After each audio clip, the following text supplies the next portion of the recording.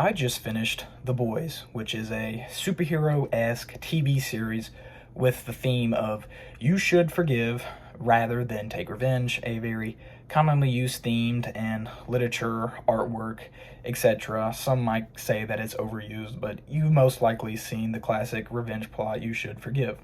Now, I think a very special plot of The Boys that is sometimes goes unnoticed is the side theme or side plot of the media. Now, if you're not aware, ever since the beginning of The Boys with the TV show, a lot of stuff happens in it, and there'll be cutaways to the news networks and the media telling you what happened. But from the show, there is CIA operatives that are behind the scenes, and you get the perspective of the company, Vought, and you know what actually happens. But you get these pans to the news networks and you see the complete opposite of what happens. And this is where the plot derives. The plot is media. And a lot of times you hear people say, well, the media is not telling the truth.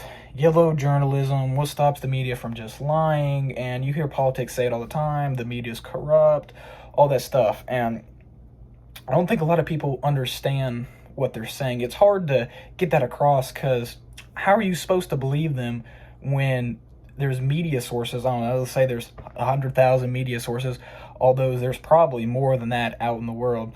But you have these 100,000 media sources and they're all telling you the same thing. How could you possibly believe anything else, especially when you're just a normal person working a 9 to 5? You're not going to do that much digging. So when you have all these media telling you the same thing, you have nothing else to believe. And if somebody says it's not the truth, then you're just going to look down upon them. But The Boys does a very good job on telling you and showing you that whatever the media says might not always be the truth. It might be the corporations underneath. So, for example, if you take Vought, which is a company, right? It is a pharmaceutical company. So with the pharmaceutical company, their main goal is making money. So if they don't make money, well, they're in debt and their shareholders go down and all that stuff, and they make even less money. So they have to stay on top, right? And how do you make money? You bring in more views. And if we take this directly translate it to the real world, you see these companies. News companies are not nonprofits. Big kaboings in a moment. But anyways, these news companies are not nonprofits. For example, Fox News, CNN, all the big news networks, they are companies who are trying to make a profit. So what stops them from extending the truth a little bit to get a better headline, or extending the truth a little bit to get more audience retention on their news network, to get a bigger story?